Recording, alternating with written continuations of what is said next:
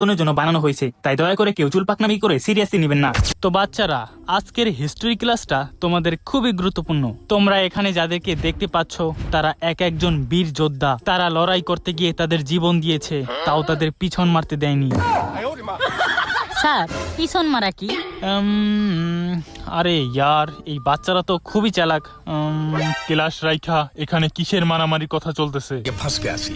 তো বাচ্চারা, ইনি হলেন তাদের ভিতরে একজন যাদের কথা একটু আগে তোমাদেরকে বলেছি। তো এই সেই পিছন মারা খাওয়া দাদু? তুই বাচ্চাদেরকে আমার নামে কি কইছস? আরে আরে, আমি তো একটু মজা করতেছিলাম। আপনি কি সত্যি পিছন মারা খেয়েছিলেন? হ্যাঁ, আমরা জানতে চাই। হ্যাঁ, আমরা সবাই জানতে চাই। আরে বোকাদোচারা, এখন থাম। আমার চাকরি খাবি নাকি? উনি অনেক শক্তিশালী, ওনাকে সম্মান দিয়ে কথা বল। যদি সম্মান পেতে চাও তাহলে পিছন মারা কি সেটা শেখাও।